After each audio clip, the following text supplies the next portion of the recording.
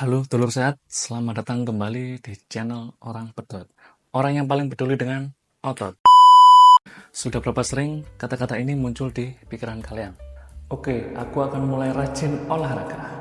Tapi setelah 1-2 minggu, itu kalian mager lagi. Tidak termotivasi dengan olahraga. Tapi aku di sini tidak judging ya. Karena selama perjalananku 10 tahun di bidang kebugaran ini, aku juga pernah mengalami hal yang sama. Jadi aku sendiri pernah berhenti 1-2 tahun, terus mulai lagi, berhenti lagi, mulai lagi. Sampai akhirnya aku bisa nemu cara buat konsisten olahraga yang buat badanku kayak gini sampai kayak gini. Sebagai mantan pemalas, di video kali ini aku pengen ngajari kalian gimana sih aku nemu cara biar konsisten olahraga buat jangka panjang. Kalau aku bisa, aku percaya yang nonton video ini pasti juga bisa.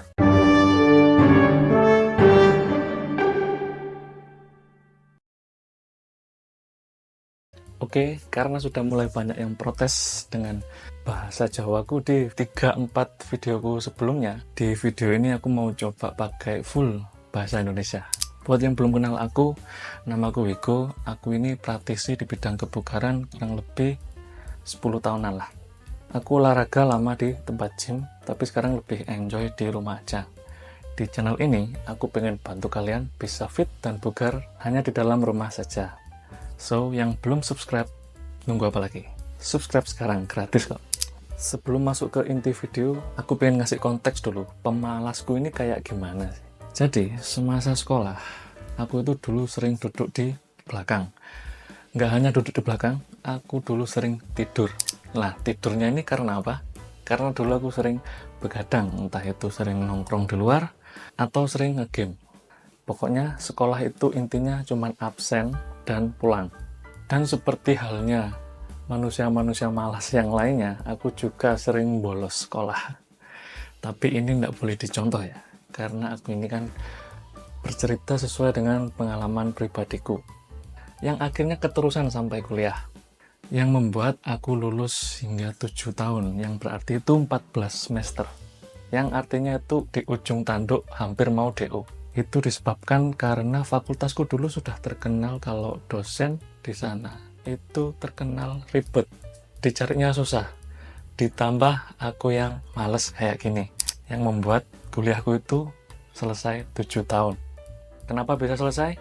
Ya karena universitas kalau ada mahasiswa yang di DO, akreditasinya kan turun. Jadi di ujung tanduk itu aku dibantu-bantu dengan dosen-dosenku biar lulus. Ya pokoknya itulah perjalananku sebagai seorang pemalas. Tapi di awal-awal kuliah itu aku sudah memulai nge-gym, tapi kurang konsisten.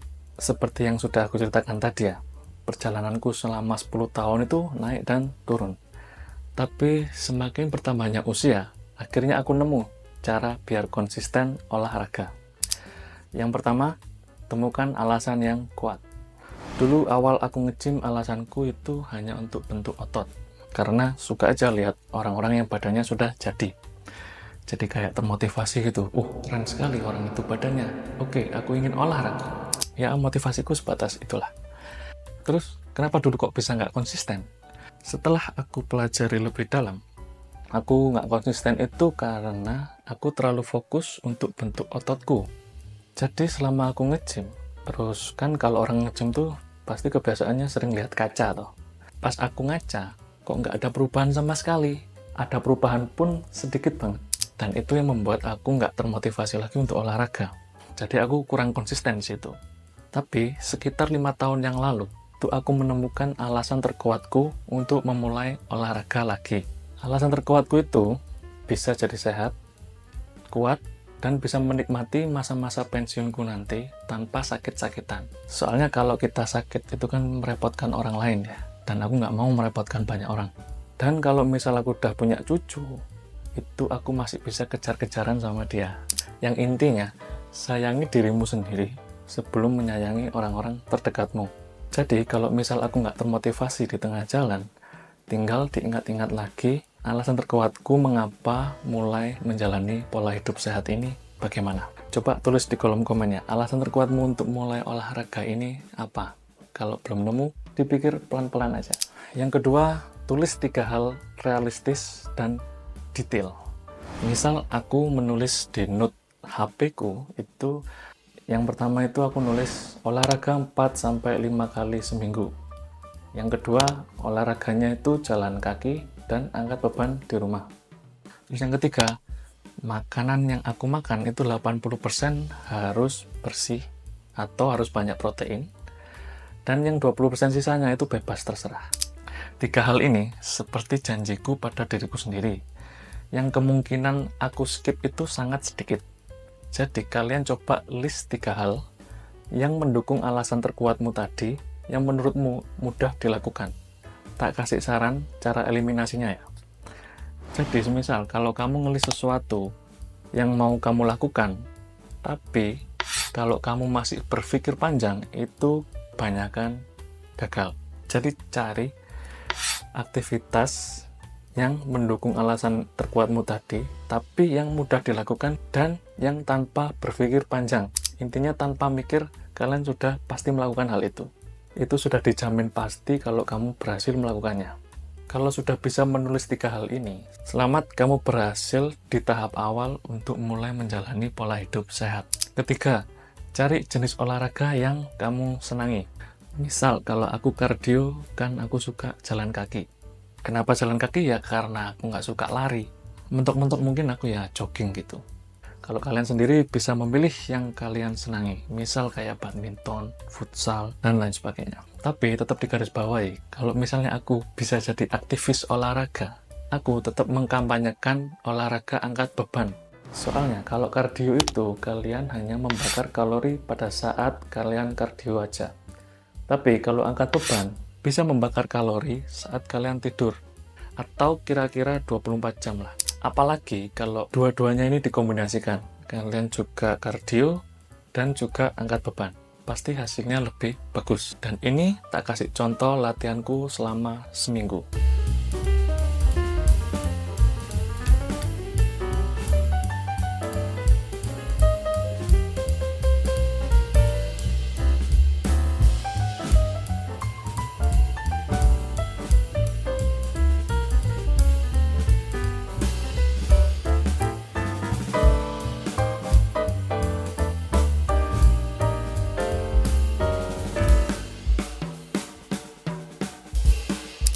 Workout yang tak lakukan ini, semuanya aku tulis di note HP.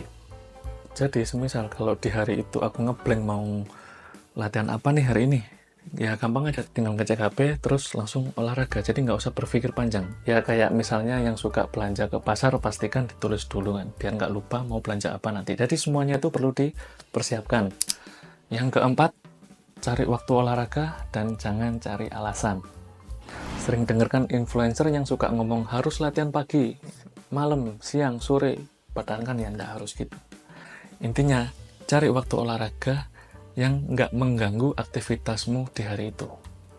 Misal, yang bekerja pagi bisa 15 menit latihan sebelum kerja, atau misal pas pulang kerja sore-sore gitu ya nggak masalah. Kalau yang belum kerja, menurut pengalamanku, itu kalau aku sendiri, energi terbesarku itu ada di siang hari. Jadi aku dulu itu sering nge-gym di siang hari. Yang intinya, cari waktu di mana energimu itu paling tinggi. Jadi nggak usah compare-compare sama influencer-influencer yang badannya itu sudah bagus. Karena mereka kan kerjaannya ya memang gitu. Ya pasti bagus badannya, konsisten terus. Dan mereka itu memang full time angkat beban. Tapi kalau misal orang yang kayak aku, orang yang biasa aja, yang pengen sehat dan pengen badan lebih ideal, yang harus dikompar sekarang itu adalah diriku yang sekarang dan diriku di masa lalu. Jadi intinya fokus aja di diri kalian masing-masing. Yang kelima, belajar dari kesalahan. Dulu awal aku nge-gym juga nggak tahu apa-apa. Pokoknya gas dulu aja. Lama-lama akhirnya kan penasaran. Penasaran dengan gerakan-gerakan yang bener tuh kayak gimana sih. Yang akhirnya aku buka-buka YouTube tuh, dan langsung aku praktekkan di tempat gym. Kalau misal masih ragu, ya tinggal tanya PT yang ada di sana. Atau misal kalian bisa request gerakan apa yang pengen kalian pelajari, nanti aku buatkan video terpisahnya. Biar nggak bosan, kalian juga bisa belajar jenis olahraga lain. Misal kalau cewek biasanya senam aerobik, pilates, yoga, atau yang lain. Kalau cowok biasanya ya futsal, badminton, berenang, volley, atau yang lainnya. Bebas, pokoknya cari olahraga yang bikin kamu happy. Soalnya menurut pengalamanku, aku bisa konsisten karena aku sendiri happy melakukannya. Yang keenam, konsisten dengan aturan 21-90. Maksudnya itu 21 hari membentuk kebiasaan dan 90 hari depan itu biasanya bisa membentuk permanen lifestyle. Khusus yang menonton video ini, please aku minta kalian komitmen selama 21 hari. Kalau misal nggak bisa lanjut, nggak apa-apa. Coba cari cara lain aja. Nggak usah menghukum dirimu terlalu keras, soalnya itu bagian dari proses.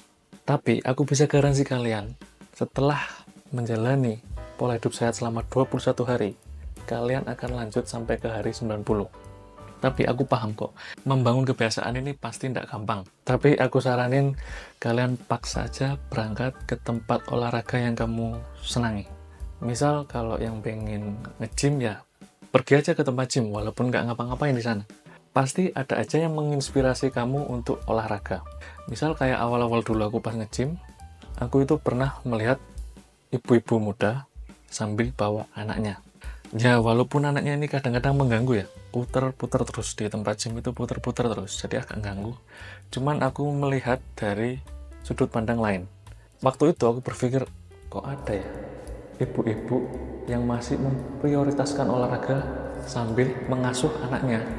Dari situ kan aku jadi paham toh, kalau olahraga ini bukan karena kita nggak punya waktu, tapi itu masalah prioritas. Tapi sekali lagi disclaimer, di sini aku nggak maksa kalian untuk langsung olahraga. Soalnya rasanya dipaksa itu juga nggak enak. Nggak ada orang yang suka dipaksa, itu nggak ada. Sebagai mantan pemalas pun, dulu aku ya juga sering melakukan hal yang sama seperti kalian. Sering nge-game, nonton drakor, sering ngopi di luar, begadang, pokoknya gitulah. Kok untungnya aku kenal dengan nge-gym, yang membuat aku sadar kalau kegiatan-kegiatanku sebelumnya itu tidak berguna bagiku buat jangka panjang. Dan nggak ada kok yang maksa aku untuk olahraga, itu nggak ada. Sering dengar kan, kalau orang berubah itu karena keinginannya sendiri. Bahkan orang expert sekalipun mau nasehatin kayak gimana, juga nggak bakal pengaruh. Makanya di video ini, aku nggak ada paksaan untuk kamu buat memulai. Tapi, jadikan video ini inspirasi, syukur-syukur ada yang bisa berubah karena video ini, aku pun ikut senang. Terutama yang masih nonton video ini, sebagai praktisi di bidang kebugaran selama 10 tahunan ini, terlalu egois kalau aku pendam sendiri manfaat yang aku alami. Makanya aku sering buat konten yang kayak gini, selain peduli dengan kesehatanku sendiri, aku juga bisa peduli dengan kesehatan kalian melalui media ini. Aku pengen kita itu bisa dapat kualitas hidup yang baik, bisa lebih percaya diri, dan bisa sehat bareng-bareng. Dan misi terbesarku itu memecah stigma kalau usia tua itu pasti sakit-sakitan. Padahal kan nggak harus kayak gitu. Sakit atau sehat tergantung lifestyle yang kita bangun mulai hari ini. Yang ketujuh, flexible diet. Kalau kamu suka nyemil, nggak apa-apa, terusin. Menikmati hidup itu lebih penting daripada punya badan perfect kayak influencer-influencer yang sering kamu tonton. Tapi tetap atur porsinya ya. Kalau kebanyakan juga percuma. Kalau misal kebanyakan pun itu konsekuensinya harus olahraga lebih keras. Sedangkan cari waktu olahraga aja susah. Jadi yang sedang-sedang saja. Tetap atur porsinya. Intinya harus seimbang lah. Kalau strategi dietku sendiri itu, aku pakai diet intermittent fasting. Yaitu aku pakai jendela makan 12 jam. Jadi aku makan di jam 12 siang dan berhenti makan di jam 12 malam. Strategiku menahan lapar sebelum buka puasa di jam 12, itu aku minum kopi pahit setelah bangun tidur sekitar 1-2 jam. Setelah kopinya habis, aku lanjut olahraga sekitar 1-1,5 jaman lah. Yang kemudian di jam 12 siang aku mulai makan. Kalau sudah masuk di jendela makan, itu fleksibel aja aku. Pokoknya ada 4 makanan berat, dan itu kebanyakan makanannya bersih. Di sela-sela 4 makanan itu tadi, aku tetap nyemil buah dan snack-snack kesukaanku. Inti dari flexible diet ini adalah 80% makanan bersih dan 20% sisanya terserah. Pokoknya udah rajin olahraga kan? Jadi 20% makanan yang kurang bersih tadi bisa mudah dibakar pas kita olahraga. Aku ini orangnya malas ribet, malas hitung-hitungan kalori. Tapi aku nggak nyalahkan orang-orang yang pakai hitung-hitungan kalori. Karena nggak semua orang cocok dengan caranya masing-masing. Tapi menurutku, hitung-hitungan kalori itu dibutuhkan kalau kamu merasa nggak ada perubahan sama sekali selama 1 tahun lebih. Padahal sudah menjalani pola hidup sehat. Soalnya kadang-kadang feeling kita dalam mengatur makanan ini bisa salah. Tapi kalau angka itu kemungkinan kecil bisa salah. Yang pengen tahu cara hitung kalori, coba nonton videoku sebelumnya ya. Yang ke-8, fokus dengan proses bukan dengan kesempurnaan. Misal, kesalahan yang pernah tak buat itu waktu COVID. Kalau sudah kebiasaan olahraga di gym, itu kan jadi males kalau olahraganya itu nggak di tempat gym. Padahal kan nggak selalu kayak gitu. Dan waktu itu pun aku juga sudah tahu kalau olahraga angkat beban itu juga bisa di rumah. Cuman namanya sudah kebiasaan kan jadi tetap males berangkat ke gym gitu. Dan saat itu pola makanku juga ngawur. Sampai-sampai hampir menyentuh bobot 70 kilo. Dan itu kebanyakan lemak, bukan otot. Jadi yang tak pelajari pada waktu itu adalah aku ini orangnya terlalu perfeksionis. Kurang menghargai proses. Yang dulu itu masih punya mindset kalau olahraga itu harus di tempat gym. Padahal di rumah aja kan bisa. Tapi akhirnya kembali aku teringat dengan alasan terkuatku mengapa aku menjalani pola hidup sehat. Yang akhirnya membuat aku mulai olahraga di rumah dan keterusan sampai hari ini. Dan itu membuat aku malas pergi ke tempat gym lagi. Tapi di sini bukan berarti aku anti dengan gym sekarang ya. Kan ini semua termasuk dalam proses aku menjalani pola hidup sehat. Bisa aja kedepannya nanti aku kembali lagi ke tempat gym. Intinya maksudku di sini, misalnya kamu itu dulunya nggak pernah olahraga, tapi sekarang bisa jadi olahraga seminggu sekali, itu juga namanya proses. Jadi nggak usah nunggu perfect. Intinya langsung digas dulu aja pokoknya. Fokus aja dengan apa yang kamu rasakan setelah rajin berolahraga. Misal setelah olahraga, badan terasa lebih ringan, atau bisa lebih tambah pede, atau bisa lebih disiplin dari bulan-bulan sebelumnya. Intinya fokus aja bandingkan dirimu dengan dirimu sebelumnya. Bahkan jangan bandingkan dirimu dengan diriku yang sudah lama olahraga bertahun-tahun ini. Malahan kan aku pengennya sehat bareng-bareng kan, bukan malah membandingkan satu sama lain. Yang terakhir, istirahat yang cukup. Ini step paling penting.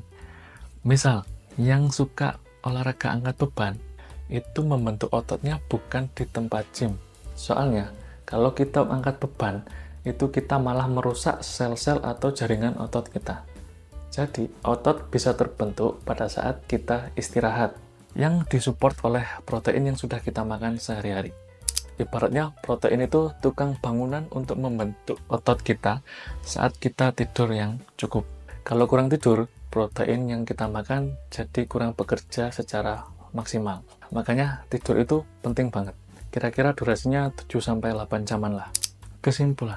Kesimpulannya singkat aja, aku mau curhat sedikit. Aku sering dapat omongan atau bulian kalau aku tuh orangnya gak pernah merencanakan masa depan. Kayak orang Madesu, tahu kan? Masa depan suram.